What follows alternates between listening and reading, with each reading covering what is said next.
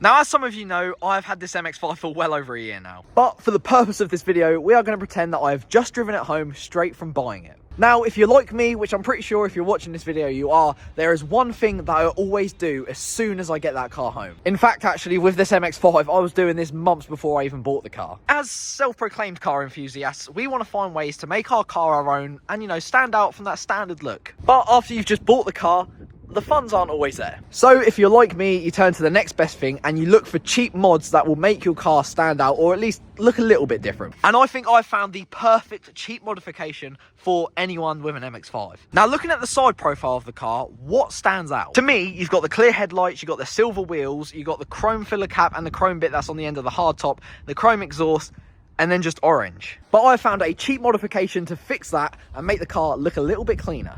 Bosh. I wanted to do this for ages, but for some reason just never got round to doing it. But I finally picked up some clear indicators and some clear side reflectors. I picked these both up from MX5 parts because it's literally around the corner from me. They're not genuine Mazda because they were really expensive. They're from IL Motorsport. I think the indicators were about 20 quid and then the reflectors were about 50 quid. So about 70 pounds all in. After watching some videos, I think all I need to fit them is a Phillips head screwdriver and maybe a trim tool. But I don't have one of them, so I'm going to have to improvise. But I think for under 100 quid, there's not many other things you can get that will completely change the look of the car. Anyway, it's getting colder, so let's just get these fitted. I am going to start with the reflectors and we're going to start on the front because on one of the videos I watched, he accidentally done them the other way around. Apparently there's more plastic on the back of the front as it goes in deeper or something like that. So I'm just going to do the front first. Oh, they even come with new screws.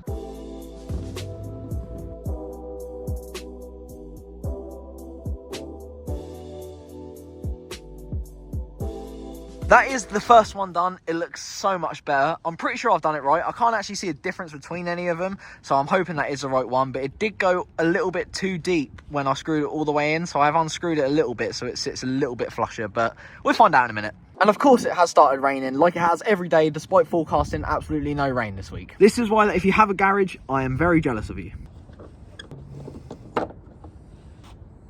Okay, I've just noticed the difference. As you can see, the one on the bottom is ever so slightly thinner than the one on the top, which is good news because there's only one thick one left, which is for the front, so we put the right one on the front. So for some reason with this rear one, I couldn't get any of them to sit flush. I don't know if I'm doing something wrong or whatever, but I've actually taken the black foam off the back of it and now it sits a lot better. I haven't screwed it in yet, but yeah, it's sitting so much better. So I'm just going to leave it like that. If you've done this before and spot me doing anything wrong, please let me know in the comments because I'm obviously going to keep all the bits so I can just fix it later. So that's this side done on the front and the rear. I think it looks so much better and it's going to look even better once the indicator's done. Unfortunately, this side is on a road and a lot of buses come down here and I don't want to keep faffing around with my camera, so...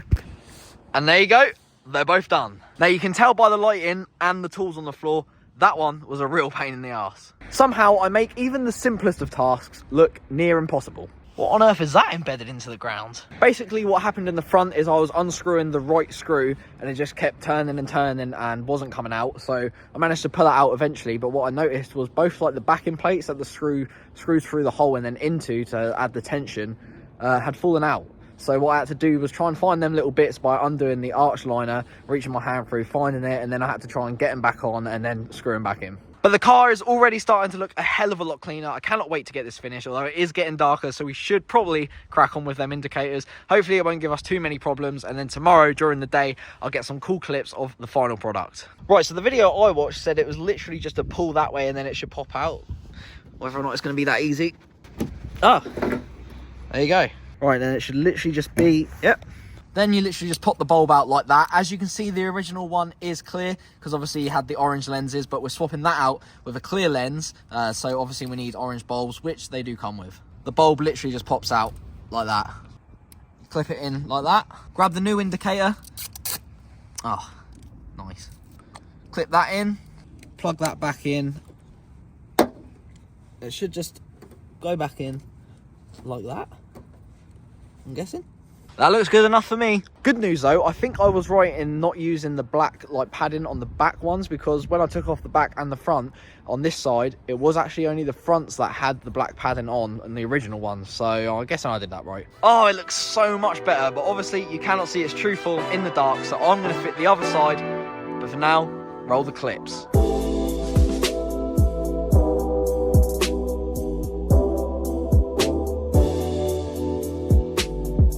How much better does that look? It's such a little change, but it makes the car look so much cleaner, even when it's as filthy as it is. And like I said earlier, there's not much else you can get for £100 that will completely change the look of your car like these do. For the side profile of the car, there's not really much else that needs doing, although I should probably spend my money on getting that sorted. But that can wait. So it literally is just some new wheels, and all I'm going to say is the next couple videos, they're going to be good. There are a ton of parts that I've bought to go on the car that I haven't showed you guys yet. It's very exciting. It's going to completely change the look of the MX-5. I was kind of holding fire on fitting the parts because I knew the MOT was coming up. Unfortunately, it did fail the first time, but luckily it wasn't as bad as I thought it was going to be, and it was just on emissions. So luckily, one of my friends had an original Mazda Cat and he fitted it for me. As soon as we got that on, we put it through the MOT and it passed. I mean, MX-5s struggle on emissions anyway, and that tiny aftermarket Cat that was on the car, you can see the size difference between that and an original one. I mean, it's quite clear why it failed. Big shout out to Dan for supplying and fitting the part. He always helps me out, but now that means we can start on the good stuff. But for now, thank you so much for watching. I hope you enjoyed the video. If you did, make sure to leave a like and subscribe if you haven't already, and let me know in the comments what you think. Is this the best cheap modification you can do to your MX-5, or is there something better? Project Pocket Rocket is well underway, but we've still got a long way to go, so I'll see you in the next one.